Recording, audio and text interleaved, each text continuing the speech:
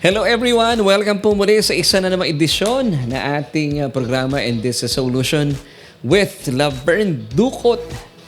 It's 38 minutes after 7. So mga kaibigan, break po muna tayo sa ating panonood sa Senado and please join me tonight dito yan sa ating masaya at makasaysayang pag-aaral ng salita ng Panginoon. And of course, maraming salamat po sa mga awiting atin na pakinggan. The first song was mismo na siyang nagpapaalala sa atin na ang solusyon na kailangan mo sa buhay ay ang ating Panginoon Jesucristo mismo.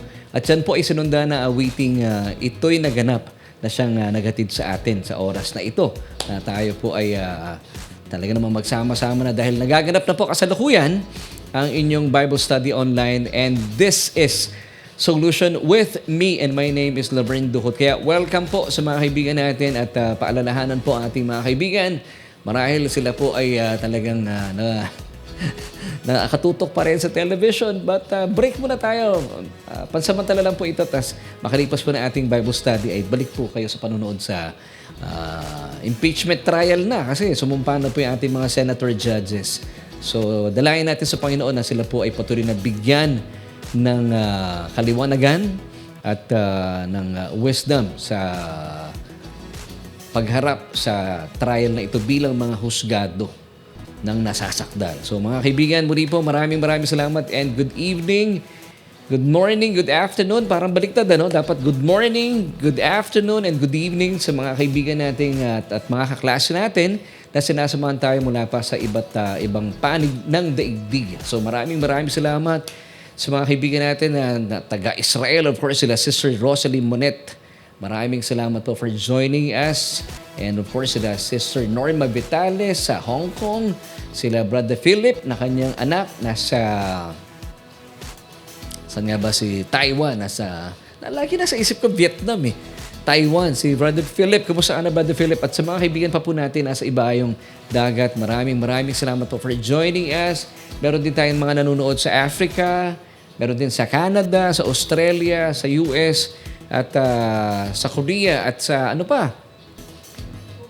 Kuwait. Yan, si Brother Andy Magalong. Yan, maraming salamat po. And of course, gusto muna natin batiin na happy birthday ang panganay na anak nila, Sister Jackie at Brother Makoy na si Sean. Happy birthday, Sean.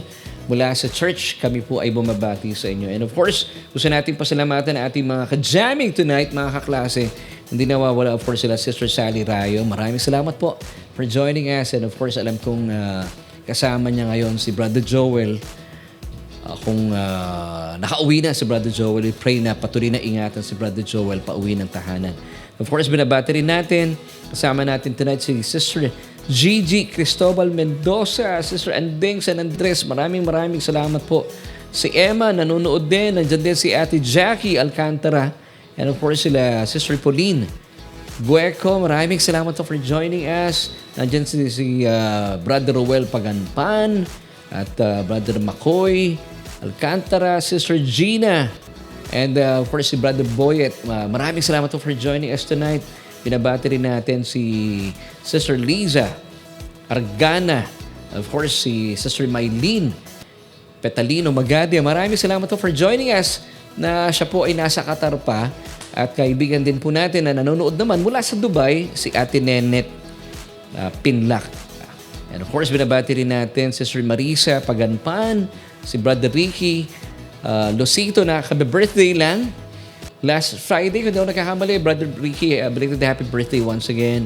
At Sister Rosemary Kasoko. So mga kaibigan, please, anyayahan na po ang ating mga kaklase at maganda po pag-uusapan natin. Isa na naman pong mga pagtalakay ng sa gayon ay sa mga narinig na po ito, maganda pong balik-balikan natin ang sa gayon ay nare-retain sa ating isipan.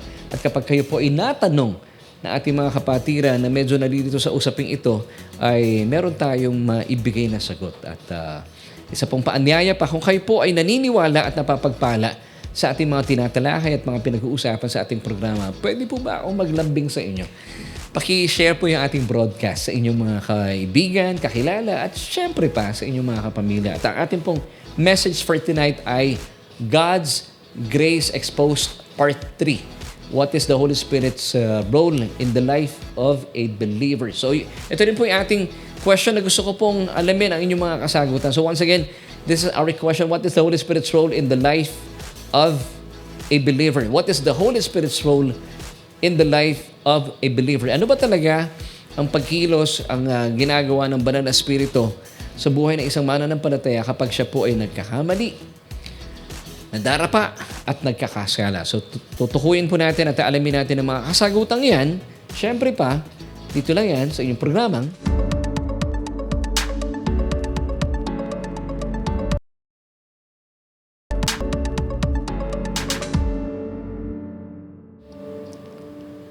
At nagbabalik po tayo dito pa rin yan sa inyong programa naghahatid ng tugon sa ating bawat tanong, and this is Solution with Laverne Ducot. But before we move on sa ating mga tatalakayin, gusto ko munang batiin ang ilan pa sa ating mga kasama tonight. Of course, maraming salamat. Nandyan po at binabati natin si Brother Reggie B, who is now watching. Bro, kumusta ka na? And hope to see you soon. Medyo hindi nagtatagpo ang ating mga schedules.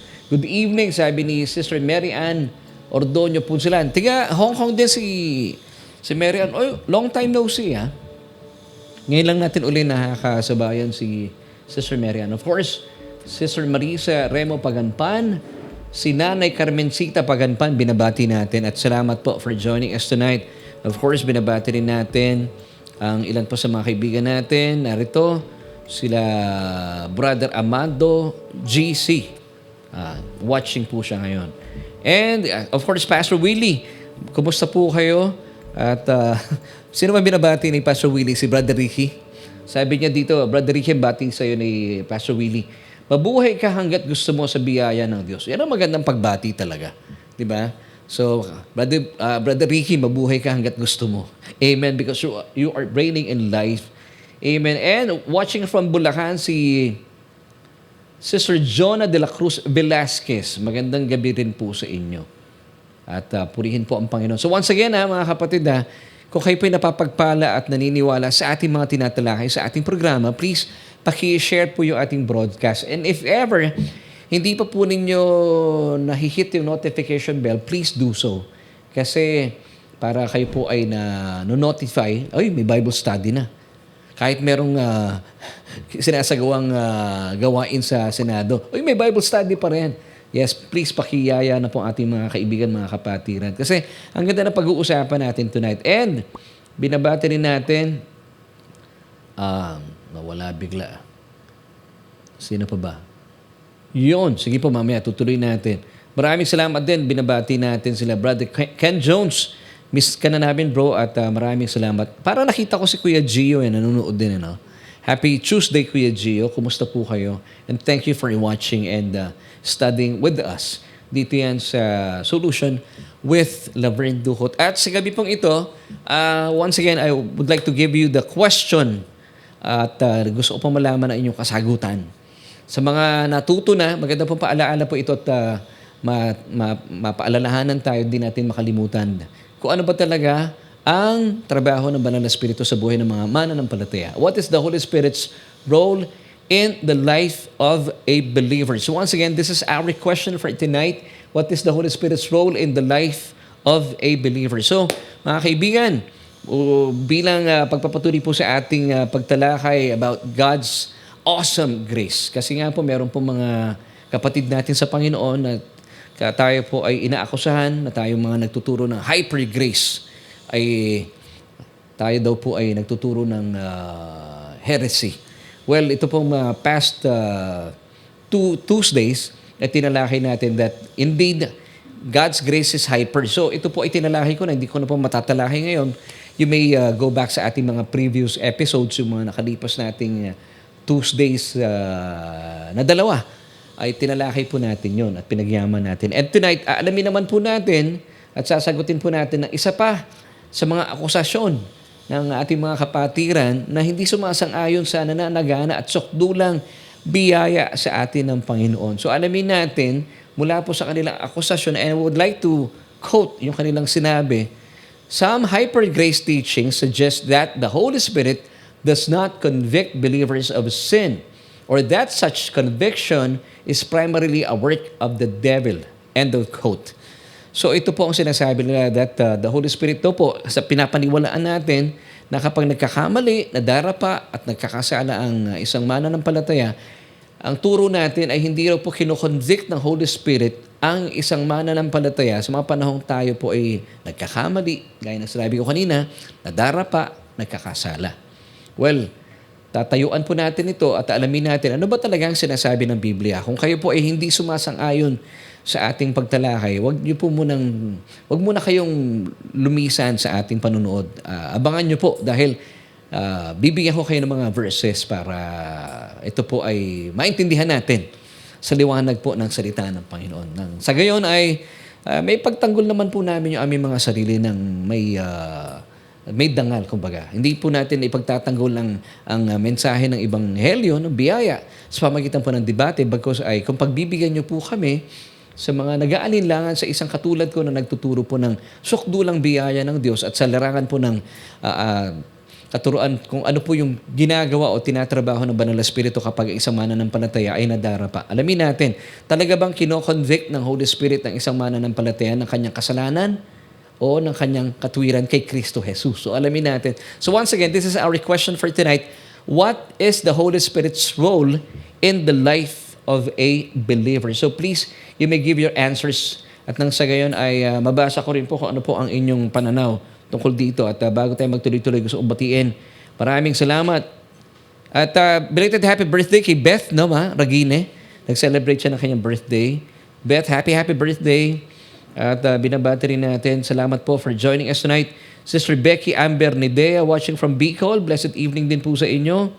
At I'm hoping na nanonood si Sister Agnes Baniked, Sister Dolo, ano bang tawag natin kay, Ayun, si Ate Dolor Santa Ana. Good evening po sa inyo.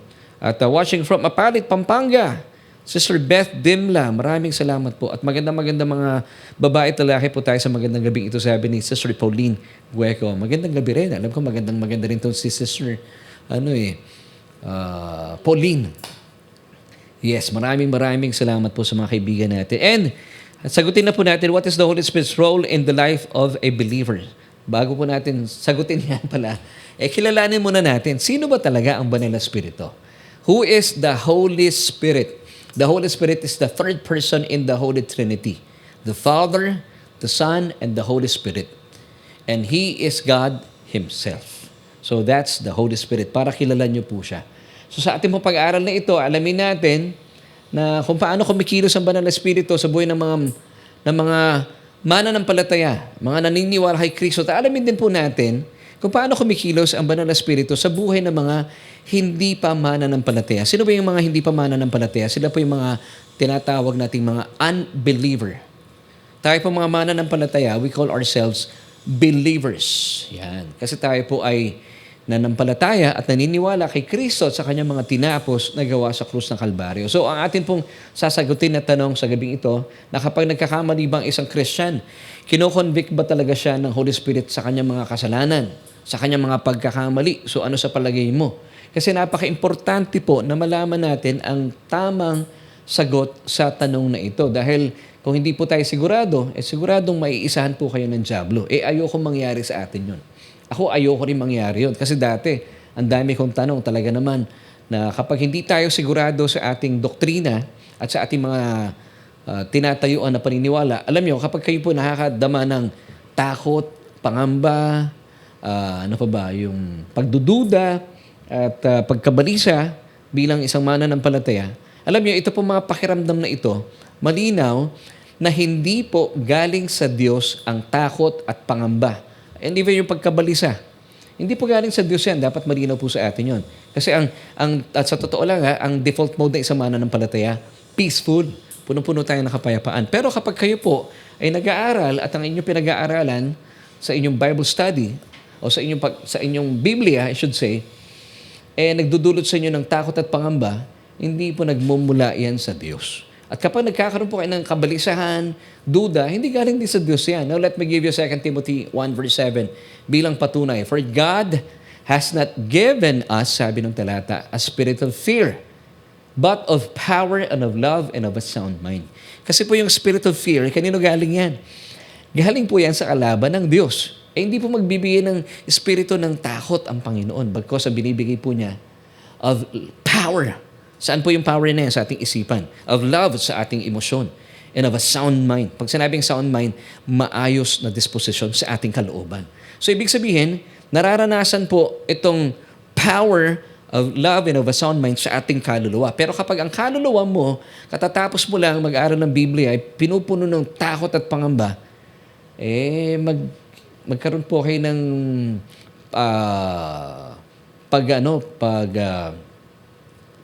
pag-filter ng inyo, pag-aaral ng inyong mga pinag-uusapan. Kasi, muli po sabi ng Biblia in 2 Timothy 1 verse 7, hindi po galing sa Diyos ang takot. So, dapat talaga ay nag-aaral tayo ng tama ayon sa Biblia. Amen. Now, how does the Holy Spirit work in the lives of unbelievers and believers? Is there a difference? So, alamin natin, meron bang malaking pagkakaiba ang pagkilos ng Banal na Espiritu sa mga unbelievers? Yung mga unbelievers, gaya na tinukoy ko kanina, sila po yung mga taong wala pang paniniwala sa Panginoong Hesukristo. Ito po yung mga taong hindi pa nagkakaroon ng relasyon sa Panginoong Jesus. Now, sino naman yung mga believer? Tayo po iyon, mga born-again Christian. Tayo po yung mga naniniwala kay Kristo at sa kanyang mga tinapos na gawa sa krus ng Kalbaryo. Kaya po ang tawag sa atin ay mga mananampalataya. Sa English, believers. Kasi tayo po ay nagtiwala na at naniniwala kay Kristo at sa kanyang mga tinapos na gawa sa krus ng Kalbaryo. So meron bang difference ang pagkilos ng Banal na Espiritu sa mga unbeliever at sa mga believer? Now, pakilagay po ang inyong sagot sa ating comment section. Sige nga po, pakilagay ang inyong sagot. Well, the answer is yes, malaki po talaga ang difference. Malaki po ang pagkakaiba. At para matukoy po natin kung ano po ang pagkilos at malaman nating maigi at maunawaan natin ang yaman ng salita ng Panginoon. Kasi mismo po ang Panginoon Hesukristo ang nagsasalita sa mga susing talatang ibibigay ko sa inyo ngayon. Para maibsan na po yung ating duda at maibsan na rin po yung takot at pangamba natin bilang mga mananampalataya. So alamin natin kung paano kumikilos ang Banal na Espiritu sa buhay ng mga unbeliever, mga taong wala pang relasyon sa Panginoon, at sa mga believer, kagaya natin, mga born-again Christians, mga taong mga may relasyon na sa Panginoong Hesukristo. So ito po yung key verses natin. It's found in John chapter 16, verses 7 until 11. Nevertheless, let's start with the verse 7. I tell you the truth. So sino po nagsasalita dito? Once again, it was Jesus. Wow, ang ating Panginoong Hesukristo. It is to your advantage that I go away. For if I do not go away, the Helper will not come to you, but if I depart, I will send Him to you. Now, sino po yung tinutukoy dito na Helper? Capital H. It's the Holy Spirit Himself. Now, let's go to verse 8 this time. And when He has come, capital H, He has come, referring to the Holy Spirit. The Holy Spirit will convict the world of sin and of righteousness and of judgment. So, tatlo pong bagay ang i-convict o gagawin po na trabaho ng Banal na Espiritu when He has come.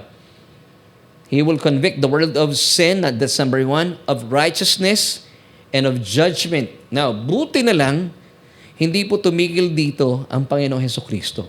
Now, pakaraniwan, pag binabasa po natin ang talatang ito, tumitigil tayo, at pag pinag-usapan natin ng Holy Spirit, tumitigil na tayo sa verse 8. Yun ang problema. Pero buti na lang, praise God, hinimay-himay po ito para sa atin ng Panginoong Hesukristo. At alamin natin, para kanino ba ang conviction ng sin, ng righteousness, and of judgment.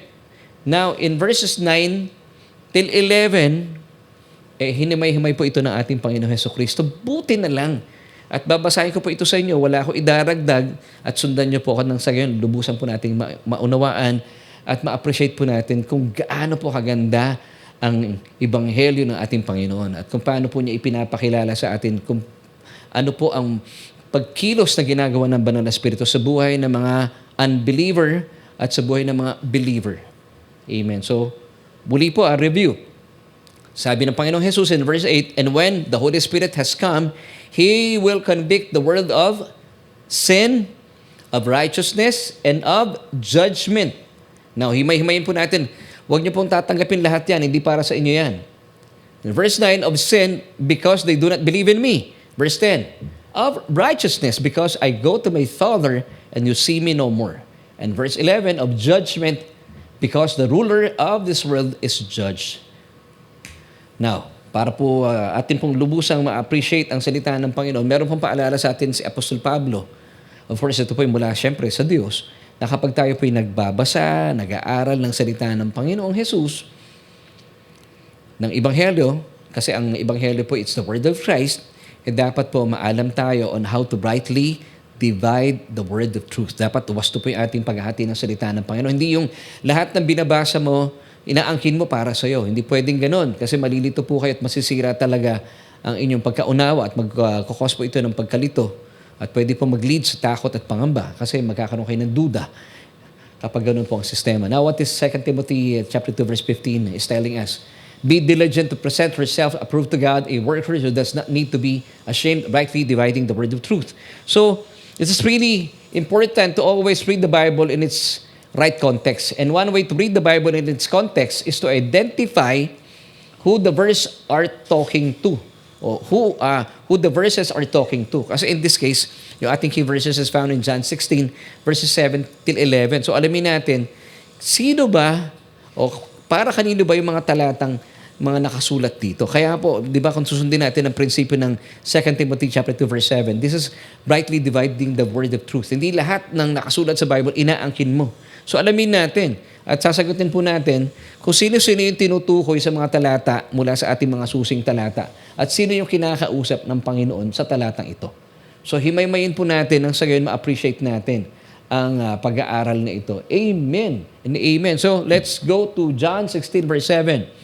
Once again, nevertheless, I tell you the truth. It is to your advantage that I go away. For if I do not go away, the Helper or the Holy Spirit will not come to you. But if I depart, I will send Him to you. At yun nga po, sinend na po sa atin ng Panginoong Diyos ang Kanyang Banal na Espiritu.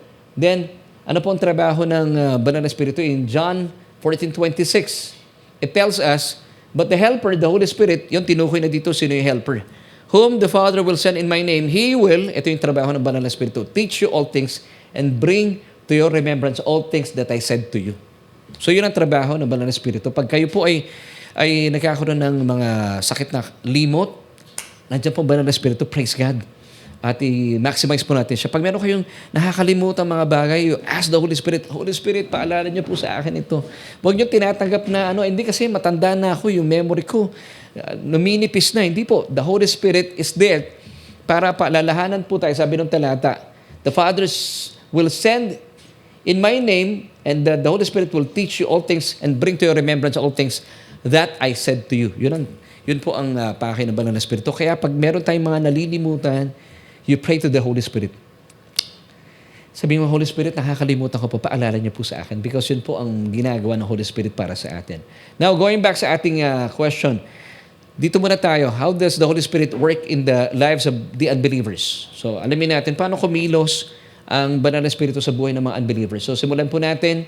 At kanina, tinanong natin, meron bang kaibahan ng pagkilos ng Banal na Espiritu sa mga unbelievers at sa mga believers? Yes, malaki po ang kaibahan. So, pakinggan po natin mabuti at ilapat natin dito yung principle ng 2 Timothy chapter 2 verse 15. Rightly dividing the word of truth. At alam natin, ibig sabihin po ng rightly dividing the word of truth. Alamin natin, sino ba ang kinakausap nung talata? In this case, yung John 16 verses 7 till 11, nagsasalita po dito ang Panginoong Jesus. So, sino at para kanino po yung mga salitang kanyang sinabi at mga binitawan? So, magsimula tayo dito sa verse 8 naman. Still with John chapter 16. And when, sabi po ng ating Panginoong Jesus, the Holy Spirit has come, He will convict the world of sin. That's number 1. And then, of righteousness, number 2. And of judgment. So, tatlo pong bagay ang ginagawa ng Banal na Espiritu. Yung isa dito, yung last part, ginawa na niya. Tapos na niyang ginawa yon. Now, kung bakit po, tingnan natin dito talakay natin yung verse 8. Kung bakit po, kung napansin yung word na sin, kung bakit po singular po ito, it's because kinoconvict po ng Holy Spirit sa mundong ito yung sin. And in this case, yung sin, pag tinignan niyo po in the original Greek, kasi in Greek po sinulat ang New Testament, yung pong word na sin dito ay hamartia. Ano ibig sabihin ng hamartia? It's the sinful nature. Kasi dalawa pong uri ng kasalanan ang kilala sa wikang Griego. Yung hamartia, which is the sinful nature. Yung hamartano naman, kung sinusundan niyo po yung ating Bible study, it's the sinful deeds or the sinful acts. Yun po yung verb. Samantala yung sinful nature, yan naman po yung noun. Now, so dito, makita natin, pinaliwanag po ng Panginoon Jesucristo, bakit sin? Buti na lang, tayo po tinuturuan ng Panginoon. Let's go to verse 9, this time, ng John 16, of sin because they do not believe in me. Wow, napakaganda po dito. I-apply natin yung 2 Timothy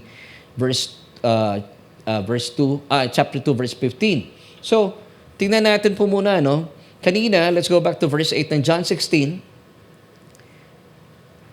Sabi ng talata, and the Holy Spirit, when He has come, He will convict the world. Now, yung world po ba, sa Biblia, sino ang tinutukoy ng world? Bilang mananampalataya, alam natin, di ba, tinutukoy nito yung mga taong sa mundo, yung mga taong wala pang relasyon sa Diyos. Now, pag binasa natin, yung word na sin in verse 9, let's go back to verse 9, kuya, ng John 16. Of sin because they. Yung they dito, referring to the world.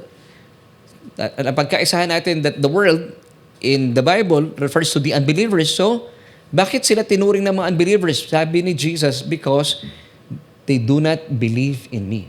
Ano bang tawag sa mga taong hindi naniniwala sa Panginoon? Sa English? They unbelievers.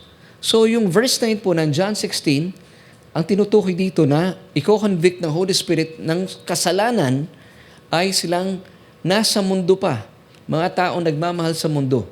Silang mga hindi pa naniniwala, sabi ni Jesus sa akin. Those people who do not believe in me. Napakalinaw po nito, mga kapatid. Now, tingnan po natin, ha. So, yung they, tingnan natin, sino yung they dito na tinutukoy? They, referring to the world. Yung world nga, unbelievers. So, malinaw, yung they dito ay mga unbeliever. At yung word na they, let's have a word study. Ito ay nasa third person pronoun. Now, what are third person pronouns? Third person pronouns are words such as she, it, and they that are used to refer to other people and things that are not being directly addressed without naming them specifically with a noun. Okay, let me give you an illustration. Halimbawa, si Jesus po nasa kwarto. Nung panahon yung kausap niya yung mga disipulo, and then nung sinabi niya, they, sabi po nung definition natin sa third person pronoun, referring to the people na hindi nila kasama sa kwarto. Di ba pag nag-uusap tayo, kunwari, kausap ko kayo ngayon, tapos sinabi ko, hindi sila nakikinig sa akin eh. Now, kayo po bang tinutukoy ko yung ibang mga tao? Ibang mga tao, hindi kayo. So, in the case of Jesus, sa konteksto po ng kanilang senaryo, nung sinabi ni Jesus na of sin, because they, sila, so ibig sabihin, yung sila, hindi sila kasama doon sa kinakausap ng Panginoon. So, malinaw that John 16 verse 9, Jesus was referring yung they doon to the unbelievers. The Holy Spirit will convict the unbelievers of their sin. Why? Because they, sabi ni Jesus, do not believe in me. Now, ano pong trabaho ng Holy Spirit sa mga unbelievers? Convict po sila ng sin. Tayo po ng mga unbeliever pa tayo ng Panginoon Jesucristo. The Holy Spirit convicted us. Sinasabi ng Holy Spirit, ikaw ay makasalanan pa. And that's why you need the Lord Jesus Christ. Gumagamit po ng tao ang Banal na Espiritu. Marahil ginamit po ng Banal na Espiritu sa inyo ang inyong mga pastor, ang inyong kaibigan, ang inyong nanay, ang inyong mga tatay. So, nung tayo po yung mga unbeliever, once upon a time, the Holy Spirit convicted us bilang mga unbeliever of our sin. And praise God, tumalima tayo sa conviction na yon at tinanggap natin ang Panginoong Jesus bilang ating sariling tagapagligtas. So, yun ang trabaho ng Holy Spirit sa mga unbeliever. At yun din po ang ginawa ng Holy Spirit sa atin when we were unbelievers kasi hindi pa tayo naniniwala sa Panginoon Jesus. Gumamit po, in my case, ginamit po ng Holy Spirit ang aking mommy nang sa gayon makilala ko ang Panginoon Jesucristo. Amen. So I pray nakita natin yung they dito, it's a third person pronoun referring to the people na hindi po rektang kinakausap ng Panginoon. They, sa context na ating pinag-uusapan sa John chapter 16. Dito naman tayo sa verse 10 ng John chapter 10. Alamin natin, sino po ba ang pinapatungkulan dito ng Panginoong Jesus? Of righteousness, because I go to my Father and you see me no more. Ay, maganda to. Now, tingnan natin. Napansin niyo po dito, mula sa day, sa Tagalog sila yon, ano? This time naman, sinong kausap ng Panginoon Hesukristo? Of righteousness, because I go to my Father and you see me no more. Kasi pupunta na ako sa Ama eh. At hindi nyo na ako makikita. Hindi nyo na ako. You. Sino yung you? That's the second person pronoun. Referring to the person na kinakausap ni Jesus. And in this case, yung kanyang mga disipulo. That typifies us believers. So pag binabasa natin dito of righteousness, ang gagawin ng Holy Spirit, i-convict tayo ng Holy Spirit. Sino yung you dito? Second person pronoun. Bigay ko muna sa inyo yung definition. Second person pronouns are words like you that refer to the person or people being spoken or written to. So ito yung rektang kinakausap ng Panginoon sa context na ito. And in this case, kausap niya dito yung mga disipulo niya. Amen. So sino kinakausap dito? Believers o unbelievers? Believers na. Kasi sabi ng Panginoon Jesucristo, pag ako'y umuwi na, bumalik na sa Ama, I should say, hindi nyo na ako makikita. Wala na magpapaalala sa inyo ng inyong possession sa akin, ng inyong katayuan. Kaya kailangan ipadala ang Banal na Espiritu to convict you of your righteousness.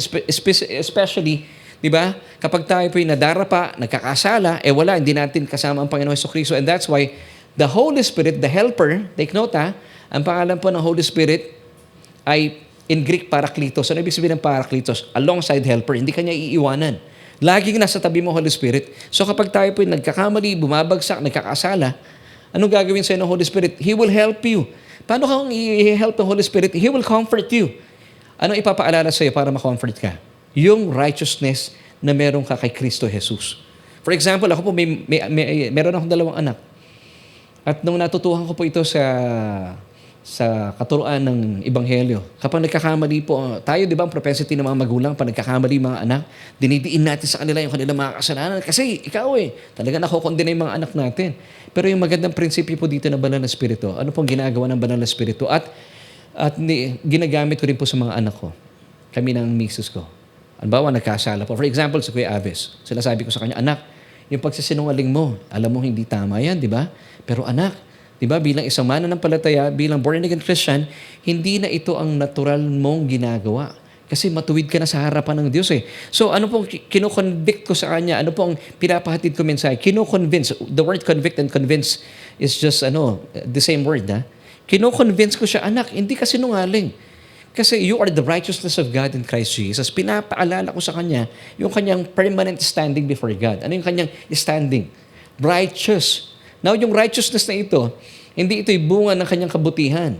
Ito po ay bunga ng kabutihan ng Panginoon na ibinigay sa kanya, imputed sa aking anak. Ito yung pinapaalala ko kay Aves. Kaya sinasabi ko sa kanya, anak, hindi natural sa'yo nagsisinungaling kasi, di ba, matuwid ka na sa harapan ng Panginoon. So, nararamdaman niya na hindi siya, wala yung sense of guilt and condemnation kasi ito po ang magpapabagsak talaga sa tao. Now, nararamdaman niya at naaalala niya yung kanyang katayuan sa harapan ng Diyos. So, sabi dati sa ani Abis, daddy, hindi ko na dapat ginagawa yun kasi I am the righteousness of God in Christ Jesus. Ganon din po ang ginagawa ng Banal na Espiritu sa mga mananampalataya. Hindi tayo i-convict ng Holy Spirit ng ating kasalanan. Actually, pag nagkakasala tayo, alam na natin yun. Now, anong papaalala sa atin? Ano po i-convince tayo ng Holy Spirit? Even though, anak, nagkasala ka, nagkamali ka, nadapa ka, pero I'm telling you, you are still the righteousness of God in Christ Jesus. Now, bakit niya ginagawa yun? Because hindi niya tayo i-accuse of our sin. Hindi na trabaho ng Holy Spirit yun Sino ba ang accuser of the brethren? Si Satan. Kaya po ang pangalan niya, Ha-Satan. It means in Hebrew, accuser of the brethren. Revelation 12:10. Now, ang ginagawa ng Holy Spirit, paano tayo mako-comfort? Pag nagkakamali ka, down ka, He will lift your head up. Paano? Paalala sa iyo yung iyong permanent possession in Christ. You are the righteousness of God in Christ. Amen. Kaya po ang tinutukoy dito sa verse 10 ng John chapter 16, of righteousness, because I go to my Father and you see me no more. Hindi nyo na ako makikita, sabi ni Jesus. That's why God has sent you the Holy Spirit to remind you of your right standing before God or righteousness before God. So kapag nagkakamali tayo, pinapaalalahanan tayo ng Holy Spirit. Ay, matuwid ako sa harapan ng Diyos Hindi ko gawain ng magsinungaling, hindi ko gawain ng kumupit, hindi ko gawain ng mang-cheat na aking girlfriend o boyfriend po ninyo. Hindi natin gawain yun. Ino yung pinapaalala sa atin ng Holy Spirit. And then, nako-comfort tayo because ang trabaho ng Holy Spirit, comforter. Hindi po siya na. Hindi po siya rapper. Di ba yun ang ginagamit nating termino? Amen. Hindi kanya kukondinahin. He will convict you of your righteousness in Christ Jesus. Amen and amen. So, pagtanto natin yun. Now, once again, mga kapatid, let me give you John 14:16. And I will ask the Father, and He will give you another helper to be with you forever. Now, the word helper here is parakletos in Greek, alongside helper. Pag sinabing helper, ang tukoy po sa Holy Spirit, comforter, advocate, intercessor, counselor, strengthener, standby. Now, bakit po siya advocate? Kapag meron ka naririnig na mga accusations, I should say, from Satan himself, bilang advocate mo, bilang abogado mo, pinagtatanggol ka at tanggapin natin, pag meron kayo naririnig na accusation, hindi po galing sa Holy Spirit yun. Galing sa kalaban ng Holy Spirit yun. Ang trabaho ng Holy Spirit, lalo't pag nagkakamali tayo, alam naman natin yun. Lalo kung di ba? Pag may nararamdaman tayong sense of guilt and condemnation, bakit tayo kino-comfort ng Panginoon? Hindi kanya i-condone sa sin mo. Ayaw ng Holy Spirit ng kasalanan. But He will remind you that you are the righteousness of God in Christ Jesus. Anak, hindi mo na ginagawa ang pagsisinungaling, hindi na nangungupit ang isang righteous. Hindi na nag-cheat ang kagaya mo. Ikaw ay righteous na kay Kristo, sa harapan ng Diyos dahil kay Kristo Jesus. And by the way, yung righteousness natin is not by our right doing, it's because of what Jesus has done on the cross. Ito po ay imputed lang sa atin as a gift. Amen and amen. So the Holy Spirit works as the comforter for the believers at hindi po siya accuser. Amen. So salungat po ito talaga sa katuruan ng marami po mga churches today. Kasi pagpalagay na natin, kunwari tama po yung tinuturo ninyo na pag nagkakamali ka, ay papaalalahanan ka bilang isang mananampalataya, pag nagkakamali ka, papaalalahanan ka ng kasalanan ng banal na spirito. Alam nyo, kapag meron po kayong katabing pastor na pag nagkakamali ka, lagi ka lang pinapaalalahanan, nakakairita po yun eh. Kapag ganun po ang Holy Spirit, sa simula parang okay lang, pero pag laging ginagawa yun, talaga maiirita po kayo eh. And I'm so sure, kung meron kayong ganung kaibigan o yung pastor nyo ganyan, iiwanan nyo yun. Ang hirap kasama na ganun, konting kibot mo, uy, mali yan. Hindi mo dapat ginagawa yan. Mali yan. Magkakamali ka dyan, nagkakasala ka dyan. Di ba? Ang hirap kasama na ganun tao. Now, the question is, nako-comfort ba kayo? Kapag meron kayong ganung kasamang tao, yung mga tipong lahat na lang, fault finder, nakikita niya, uy, mali yan. Hindi mo dapat ginagawa yan. Tapos nakaturo pa siya, ganun. Hindi gano'n ang Holy Spirit eh. Ang Holy Spirit will comfort you. Of course, He will not condone yung sin na ginawa mo. Pero ang papaalala niya sa'yo, kapatid, ikaw ay matuwid sa harapan ng Diyos. Tapos ngayon, nako-comfort ka. Oo nga, no? Hindi na ginagawa ng isang kagaya kung matuwid sa harapan ng Diyos ang pang-cheat, pang-gogoyo, pang-gaganso. Hindi na. Tinatayuan ko kung ano yung matuwid kasi ako'y pinaging matuwid na sa harapan ng Diyos. Di ba? Mas nako-comfort tayo noon. Hindi ka nadidikdik sa iyong kasalanan. Nakakahiya, mapapahiya kang ganun eh. Amen and amen. So, mga kapatid, ito pong sabi ng Hebrews 10 verse 17. The sins and the lawless deeds I will remember no more. So sa atin po, because of what Jesus Christ did on the cross, God will no longer remember your sins. Amen. That's Hebrews 10 verse 17. Naalala niyo po yung mga kapatiran natin sa Corinto, sa panahon ni Apostol Pablo, nung sila po ay nagkasala big time, ay matindi po yung kasalanan nila dito. Anong ginawa ni Apostol Pablo? Hindi po sila kinondemn ni Apostol Pablo, but rather, Apostle Paul reminded them of their right standing before God. Now, basahin natin, mabilisan itong mga ginawa ni Apostol Pablo dito in 1 Corinthians 6, 9-11. Take note mga kapatid, yung kasalanan nilang ginawa dito, big time. Matindi to. Verse 9, do you not know that the unrighteous will not inherit the kingdom of God? Do not be deceived. Neither fornicators, nor idolaters, nor homosexuals, nor sodomites, nor thieves, nor covetous, nor drunkards, nor revilers, nor extortioners will inherit the kingdom of God. Now, verse 11, and such were some of you, but you were washed, but you were sanctified, but you were justified in the name of the Lord Jesus and by the Spirit of our God. So dito pinapakita po ni Apostle Pablo paano niyang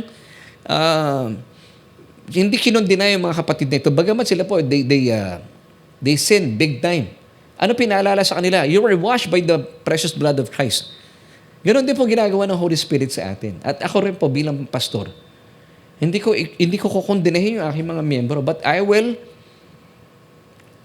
convince them kapag sila pinagkakamali, you are the righteousness of God in Christ Jesus. You are washed by His blood. Amen. You are justified. Justified ka na eh.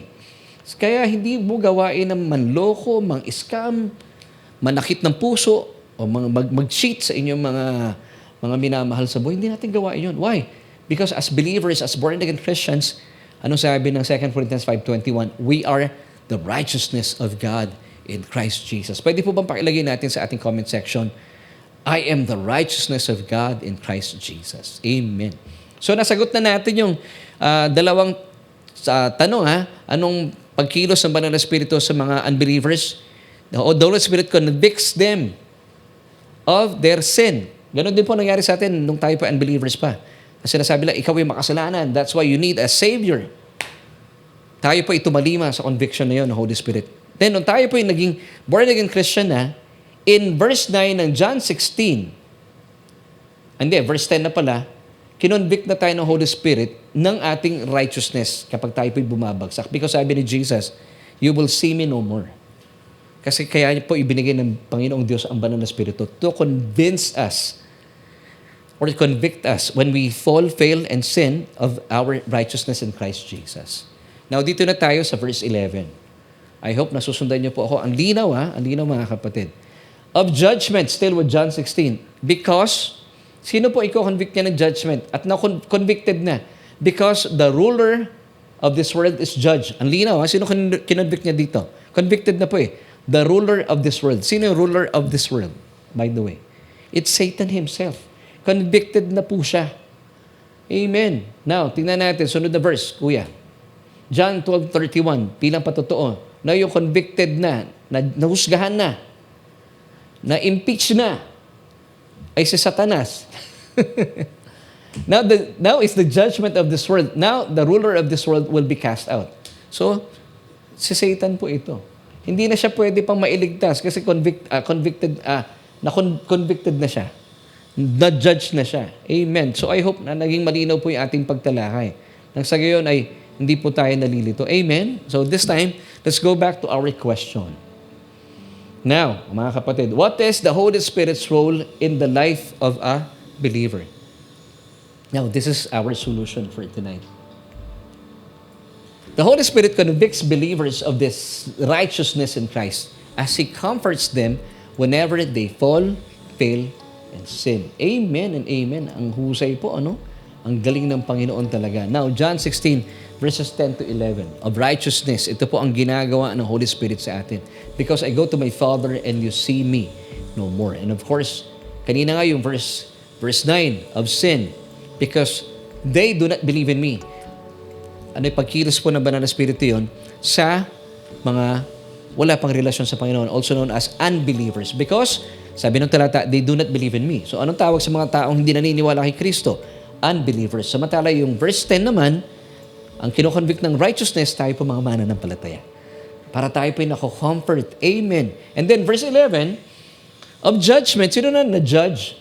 The ruler of this world. Si Satan po ito. So kung ikaw isa ng Christian, pakatandaan po natin na kapag tayo po'y nadarapa, nagkakamali, talaga po hindi natin maiiwasan because we still live in this fallen world, bumabagsak. Pero tayo po, bilang mga tunay na mananampalataya, hindi tayo nag-i-enjoy sa pagkakasala. Hindi na natin nature yun eh. Pero kapag may pagkakataon na bumabagsak tayo, nadarapa tayo, hindi natin maiwasan yun because we still live in this fallen world. Anong gagawin sa atin ng Panginoon? He will lift us up. At pag tayo nilift ng Panginoon, that's His way of comforting us. Kasi ang Banal na Espiritu po ay our comforter. Kapag tayo naman po ay binabanatan ng Diablo, He plays as the advocate, pinagtatanggol tayo. Paano po na tayo na pinagtatanggol ng Panginoon? Sa pamagitan ng Kanyang Banal na Espiritu. Ipinapaalala sa atin. He convicts us of our position in Christ Jesus, the righteousness of God in Christ Jesus. So, kinoconvict tayo ng ng righteousness ating Panginoon. Amen and amen. And one thing more, mga kapatid, let me give you ito muna ng Hebrews 10 verse 17. Then he adds, their sins and the lawless deeds I will remember no more. Bakit po hindi na alalahanin ng Panginoong Diyos ang ating mga kasalanan, tayo mga mananampalataya? You know why? Ba't po naisulat yung talatang yan? It's because once upon a time, 2,000 years ago, lahat po ng kasalanan natin were remembered and imputed unto the body of Jesus Christ doon sa krus ng Kalbaryo. And then Jesus, habang nakapako siya, He said, it is finished. Kaya po wala nang dahilan para alalahanin pa ng Diyos ang ating mga kasalanan.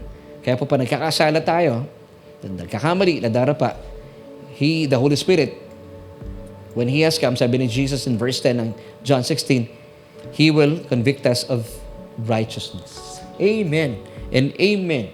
And one thing more, since you are now in Christ, watch this, Romans 8 verse 1. Therefore, there is now no condemnation. Ano ibig sabihin ng no condemnation? No guilty verdict. No punishment for those who are in Christ Jesus, who believe in Him as personal Lord and Savior. So mga kaibigan at mga kapatid sa Panginoon, I pray na naging malinaw po yung ating pag-uusap at dalayan ko po na ito po ay naghatid sa atin sa isang buhay na talaga namang nagpupuri tayo sa Panginoon. Praise God.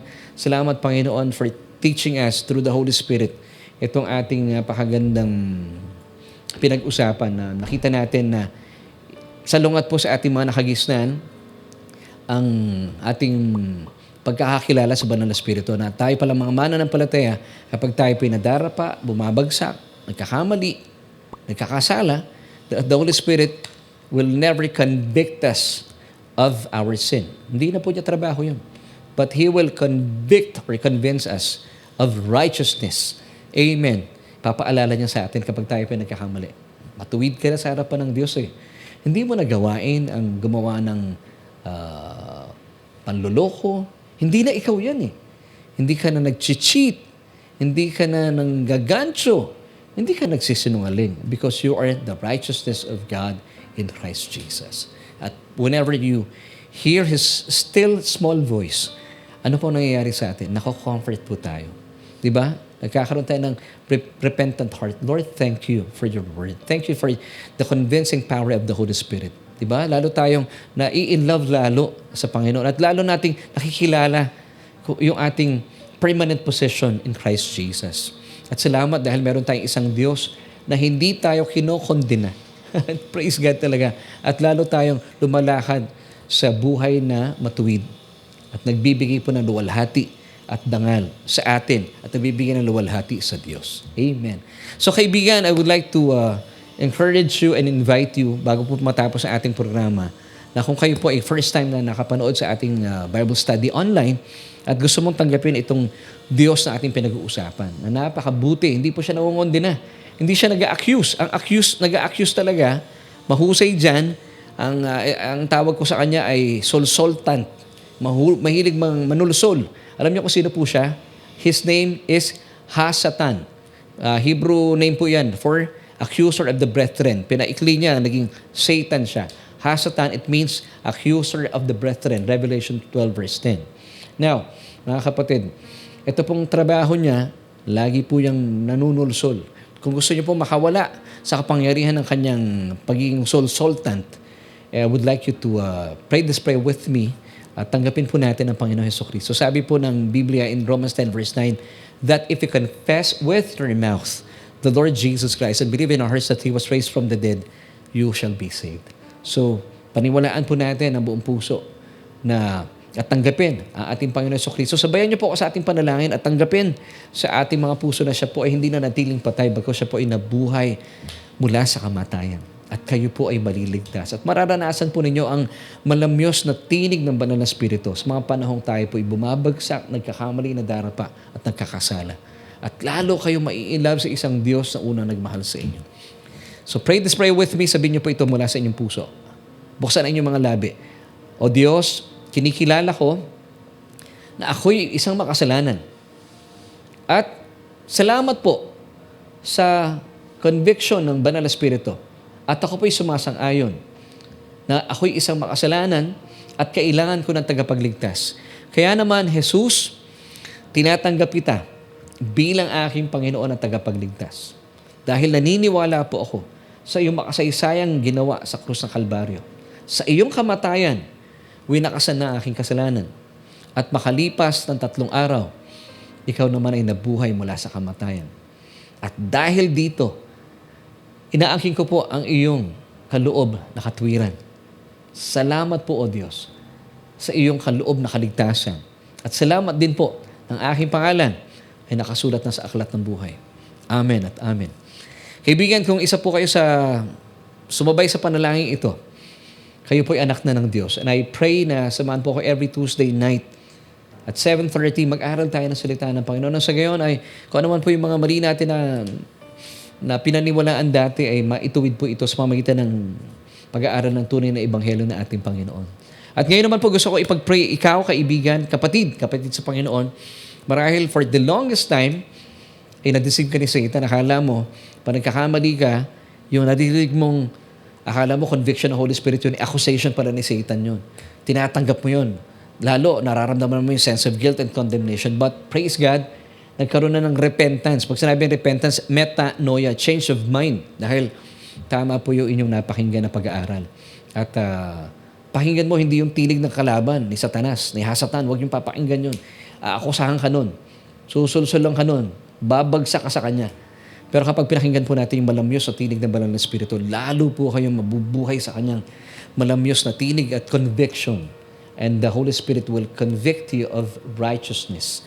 Amen. Whenever you fall, fail, and sin. At dahil dito, His goodness will lead you to repentance. And I would like to pray for you. Aba, maraming salamat po sa kapatid na ito na alam kong nag-uumapaw ang kanyang puso sa kagalahan dahil meron siya natutuhan na marahil bago po sa gabing ito. Na I pray na mula po sa aming pag-aaral na ito ay marami rin pong taong matuto at gamitin niyo po ang programa ito nang maabot po sila at maituwid ang kanilang mga maling paniniwala concerning the Holy Spirit. Na dalayan ko po ito pinagbigay ng kaliwanagan sa marami po sa mga nanonood sa amin at mga kaklase namin. Dito yan sa aming programa, sa aming pag-aaral na yung salita. Maraming salamat po sa iyong pagmamahal, O Diyos. Wala po kayo talagang katulad. And this, Lord, we pray. In Jesus' name. Amen and amen.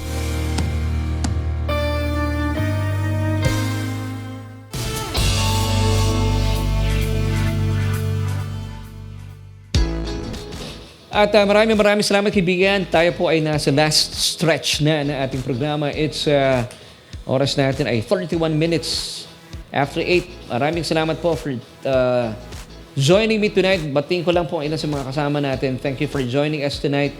Sister Corazon Bondok, maraming salamat po. Sister Helen, maraming salamat. Sister Geraldine Almeda. Oy, Sister Geraldine. Ating churchmate, maraming salamat. At salamat din kay Kuya Gio. Siya po ay naging kasangkapan ng Panginoon para makilala namin si Sister Je Almeda. Sister Tess Dionela Estanislao. I am the righteousness of God in Christ Jesus. Amen. Si Ate Chichi Martin. Ganda na apelido na Ate Chichi, no? Martin. Yan pala ang apelido ni mama niya. Martin. Ang big kasi Martin. Yeah, ganda naman ang apelido ni Ate Chichi. Kumusta kay Papa mo?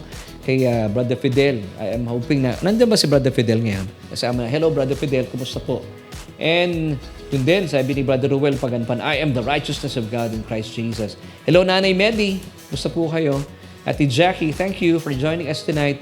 Sister Maylene de la Cruz Gale, sabi rin niya, I am the righteousness of God in Christ Jesus. Amen. At binabati rin po natin, ilan pa natin mga kasama. Sister Sally Geronimo Rayo, completely complete. Yun. Kaya nga sabi ni Jesus, no, it is finished. Wala nang kailangan pang i-finish. Tinapos na ng Panginoon. Completely complete, sabi nga ni Sister Sally Rayo. And, amen and amen, sabi ni Sister Lori Amistad. Amen, sabi ni Sister Pauline Gueco. Thank you, Jesus, brought us from the darkness into glorious light. Oy, tunog kanta yun, Paborito ni Ate Jackie yung song na yan. Thank you, Jesus, for the blood applied. And amen, sabi ni Sister Rose Marie Casoko and Brother Fidel Gabiola naman, thanks, Lord Jesus, for comforting us. Amen. Maraming salamat din. Sister Andeng, salamat po. Ang ganda ng pinuntahan namin nung Sunday. Special thank you sa mga kapatid natin sa Taytay. Grabe. Nasa Taytay lang kami. First time namin pumunta. Kabisera. Nasa taas kami nung bundok ng Angono yun, ano ma? Hindi pa Antipolo yun. Kitang-kita namin ang SM Angono, taas namin. Thank you mga kapatid. Ang sarap na ating mga kinain doon. Salamat. Kila Ate Andeng, Ate Ana, Brother Ewat, galing mag-drive ni Brother Ewat, Kuya Jason, and Nika Encarnacion, sila Brother Ricky and Sister Ellen, Lucito, Sister Marisa, and Brother Ruel Paganpan, Sister Gina, at saka si Brother Boyet. Maraming salamat sa inyo. At yung mga kiddos nag-enjoy din. So maraming salamat. Andito rin si Brother Jeffrey Blasco Tejada. Hello bro, kumusta na? And of course, salamat. Si Ate Angge, nanonood din. Sister Maylene, maraming salamat. Brother Jason, Sister Jenny Valdez, thank you. God bless us all. Amen and amen. Purihin ang Diyos. Sabi ni Sister Tess Dinelas Estanislao, Mary Ann Ordonio Punsalan, Sister Gigi Cristobal Mendoza, Sister Norma Vitales, Sister Beth Dimla. Maraming salamat po sa inyo.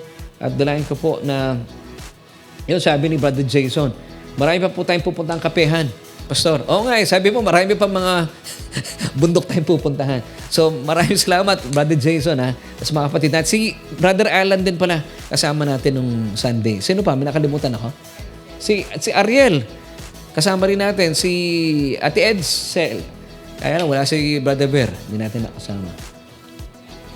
Oo nga, si Ate Edsel kasama natin. Siya nga inuna ko Kasi katabi ko siya noon Tsaka si Nice. Ako yung batang yan, gala talaga. So mga kapatid, ang saya, no? Ang saya pag-usapan po ng Ebanghelyo. So mga kaibigan at mga kapatid, please paki-share po yung ating message. At makalipas po nitong ating broadcast, pwede na kayong bumalik sa Senado kung meron pa. At nais po namin iwan sa inyo, 3 John chapter 1 verse 2, Beloved, ikaw yan, I wish above all things that you may prosper and be in health, even as your soul prospers. Bye!